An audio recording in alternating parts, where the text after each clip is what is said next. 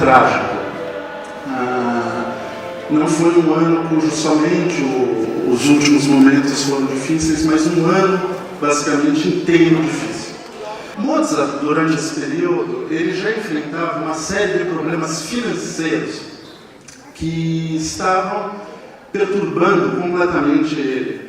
É o ano de 1790 para 1791, e ele se encontra com uma série de dívidas, inclusive dívidas com seus amigos maçons, que o ajudou durante um longo tempo, e já nesse período começavam a já demonstrar não tanta paciência. Por um outro lado, Mozart atravessa determinados problemas de caráter, podemos dizer, psicológicos e biográficos. A gente vai falar um pouquinho mais aqui sobre isso. E também atravessa um período sensível da sua relação com a Constance Weber, né, ou seja, Constance Mozart, que foi casada com ele, que passou um período importante do ano de 1791 fora de Viena, por conta de um tratamento de saúde em Baden. De modo que o Requiem ele já está profundamente ligado a questões de ordem pessoal e também questões de ordem social em última análise. O Requiem também, não somente por ser uma missa dos mortos, mas no caso específico de Mozart, ele carrega um peso muito grande biográfico com relação a isso. O que eu quero dizer com isso? Mozart, durante o ano de 1791, ele escreve uma série de obras, vai estrear, por exemplo, durante a coroação do Leopold, em Praga. Ele vai escrever, por exemplo, a Clemenza de Tito, que é uma ópera da fase final dele, ainda tem o concerto para clarinete, tem uma série de obras importantes. No entanto, quando ele retorna a Viena, ele retorna profundamente doente. E dentro da cabeça dele, uma série de fatores estavam passando nesse momento. Fatores ligados a pulsões de morte mesmo. Ele sentia que não tinha mais muito tempo para viver e contava para os amigos, a Constanze, em conversa com amigos depois, muitos anos depois da morte de Mozart, vai confirmar que ele sentia que estava perto. A hora dele a gente vai falar ainda mais um pouquinho sobre isso, mas foi realmente um período muito complicado. O Requiem, ele é envolvido para a gente num certo mistério e muitos mitos. Muitos de vocês devem ter visto Amadeus, filme do Milos Forman sobre a peça do Schaffer. Esse filme é muito interessante, aliás, no momento merchandising, a gente vai fazer uns vídeos relacionados a eles em breve. Porém, ele não conta necessariamente uma verdade, né? Lá no filme Amadeus, a gente vê que o Salieri, por inveja e com intenções de matar Mozart, encomenda o Requiem para ele, e depois Mozart fica doente e tal, e ele tenta se apropriar, o Salieri, do Requiem para si. Essa não é a verdade. Existe um relato da própria Constance Weber que vai contar um pouquinho como foi esse primeiro pedido, como se chegou essa pessoa pedindo o Requiem.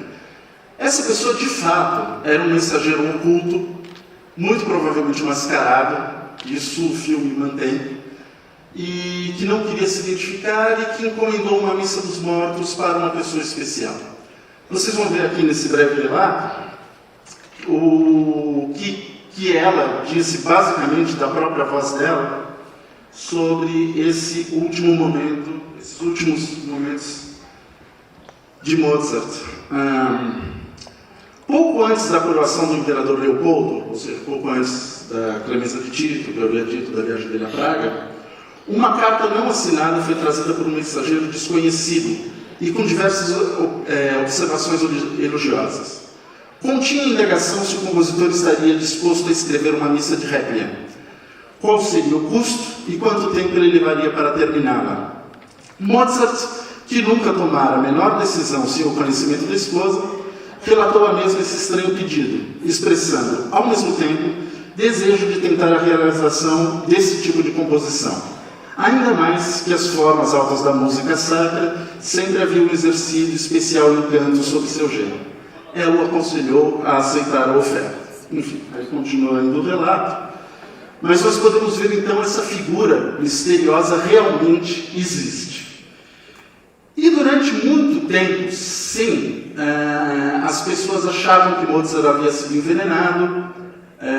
Mozart, sim, muitas vezes disse para amigos estar escrevendo Requiem para si.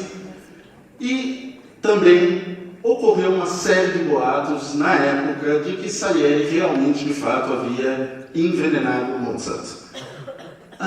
Foi somente na década de 70 do século XX, na década de 1970, que um pesquisador encontrou uma carta que revelou finalmente a verdadeira história do Requiem, quem realmente havia pedido.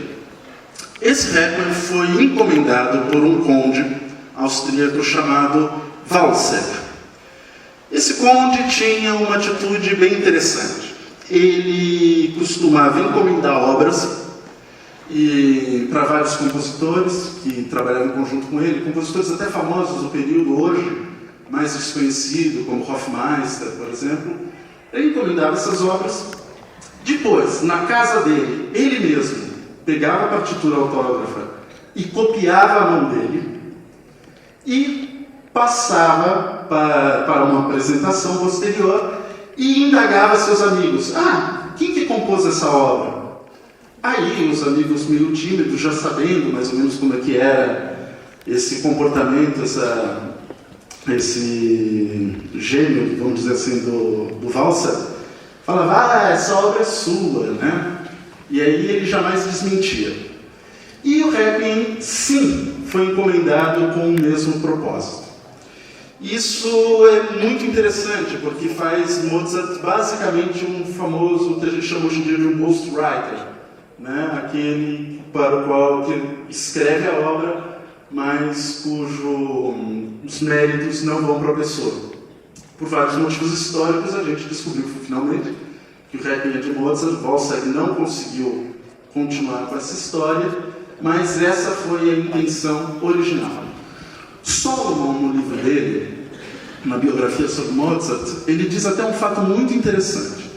Mozart, nesse período, como eu disse para vocês, estava precisando de muito dinheiro, né?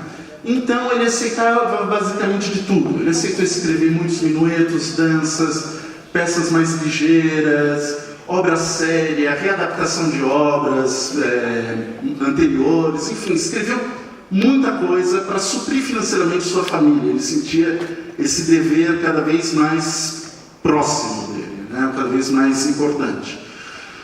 E é possível, isso é um apontamento interessante do Solomon, que Mozart soubesse, sim, que o Requiem havia sido encomendado pelo Walser, porque vários dos amigos pessoais de Mozart trabalhavam por conta do Walser. Então, talvez, e apenas talvez, jamais estamos afirmando isso daqui e aqui, talvez Mozart soubesse que estava escrevendo como um ghostwriter, mas mesmo assim ele precisava desse dinheiro.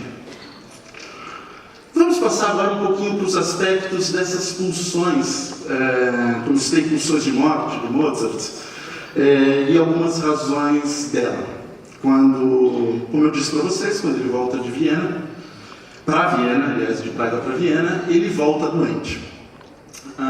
Se encontram ao fim as primeiras sessões de apresentação da Flauta Mágica, que é uma obra basicamente contemporânea, e ele cai profundamente doente.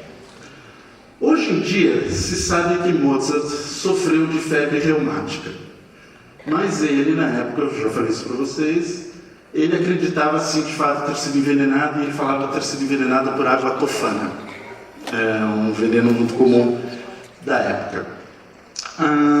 Essa doença, a febre reumática, era extremamente mortal na época. Havia, sim, um surto da doença durante o período do mês de novembro. E Mozart, conforme a imensa maioria de todas as declarações médicas dos seus médicos, atestado legal, etc., provam que as características dessa morte foi, de fato, essa febre e falência posterior do fígado. Porém, por outro lado, Solomon dá também uma interpretação um pouco mais psicológica para isso. Ele aponta, nesse período, que Mozart estava basicamente sofrendo de um excesso de culpa, um sentimento de culpa muito grande. Volto a dizer, quem assistiu Amadeus, com certeza lembra do personagem Leopold, do personagem do pai dele, e o quão difícil aquele personagem era. No fundo, eu acho que é o personagem mais bem representado do filme. Leopold Mozart era uma pessoa extremamente difícil e havia morrido pouco tempo antes, poucos anos antes. E Mozart sentia que, na verdade, ele havia traído seu pai. Ele sentia muita culpa desse relacionamento e muitas vezes achava que, no começo, na juventude, ele talvez não devesse ter ido a Viena, talvez ele devesse ter permanecido em Salzburgo, a cidade natal dele, que talvez de fato ele devesse ter obedecido mais ao pai. Então, Solomon propõe nessa leitura um pouco mais psicologizante uma ideia muito interessante, que a personalidade de Mozart, que era uma personalidade mais rebelde, foi aos poucos se juntando à personalidade castradora do pai. E isso se tornou aos poucos insustentável. Ou seja, essas pulsões de morte, elas seriam basicamente essas pulsões dessa relação entre pai e filho e também com relação ao casamento e mais os problemas financeiros. Com relação ao Requiem ainda, há uma questão muito interessante. Ele não é uma obra terminada por Mozart. Mozart deixa grande parte dessa obra sem terminar, sem ser escrita. Na verdade, o que a gente tem autêntico de Mozart, ou seja, composto toda a instrumentação, é somente o Requiem aeterna. No momento que entrarem a fuga, o Kyrie, ali o Mozart já deixou, na maioria da partitura, uma partitura basicamente cifrada, ou seja, as melodias principais, um baixo cifrado e algumas indicações que ele ia passando para alunos dele. Ele sabia que ele podia não chegar a terminar esse Requiem. Então, o manuscrito autógrafo, ele é passado, na verdade, em mãos de outros compositores, alunos de Mozart, para terminar a tarefa. E, de fato, Mozart escreve até o Lacrimosa, que talvez seja a parte mais famosa do Requiem, no entanto, somente os 8 primeiros compassos. O resto já está a cargo de um compositor, aluno dele, chamado Susmaia, que era um aluno que particularmente não confiava muito. Quando ele podia, ele chamava esse aluno de besta para as cartas para a mulher. Mas, no entanto, o Susmaia fez um grande trabalho, apesar de tudo, porque ele conseguiu recuperar, sim, as ideias principais de Mozart. A gente pode dizer isso no sentido geral. Então, o que vocês vão ouvir aqui é realmente um pensamento mozartiano na sua grande maioria. E a gente tem também que ter a noção que no século XVIII a relação entre música e obra de arte não era essa mesma relação que a gente tem hoje. Essa noção de obra de arte do artista único era um pouquinho diferente. Então nós vamos ver aqui a última obra de Mozart, mas que teve a participação da mão desses alunos, em especial Susmaia. Essa participação se deu principalmente porque a Constanze queria vender o mais rapidamente a partitura e pegar os 30 ducados que faltavam, porque a família precisava de dinheiro urgentemente, pegar os 30 ducados que faltavam desse fantasma misterioso, ou seja, o Conde Walser. Então, ela dá os manuscritos autógrafos de Mozart por Süssmayr, reza a lenda porque ele tinha uma letra muito parecida, que era para passar a ideia de que Mozart havia escrito mais do que de fato escreveu, né? Então, tem essa característica também imbricada dentro dessa obra. Quanto a Salieri, para a gente encerrar, porque daqui a pouco tem que entregar o palco aqui para o pessoal, Salieri, de fato, no fim da vida dele, ele vai começar a ter crises de comportamento, uma série de coisas. Ele tenta suicídio e realmente começou a espalhar no fim da vida dele que ele tinha matado Mozart. Mas todo mundo sabe que isso daí é uma tremenda besteira, não existe essa possibilidade. No entanto, existe essa curiosidade do próprio Salieri, no fim da vida, ter se referido a essa questão. E aí, obviamente, é onde o Scheffer, o autor da peça, do Amadeus, vai pegar para nos trazer a história, né? A gente pode acompanhar parte dessa história do enlouquecimento do Salieri e da confissão falsa dele de haver matado Mozart nos cadernos de conversação de Beethoven. Como a gente sabe, Beethoven ficou surdo e se utilizava de cadernos de conversação para se comunicar com as pessoas, com os amigos.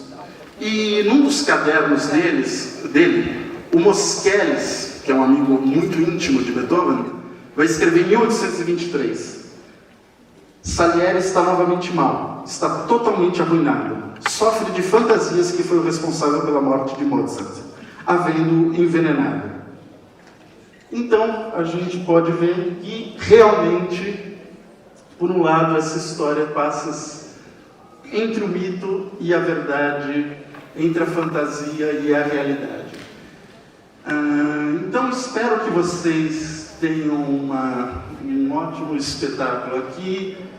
Tenho a honra de estar aqui com um coral da cidade de São Paulo e a Orquestra Acadêmica. Agradeço a presença de vocês que vieram 1 hora antes do concerto para assistir a palestra.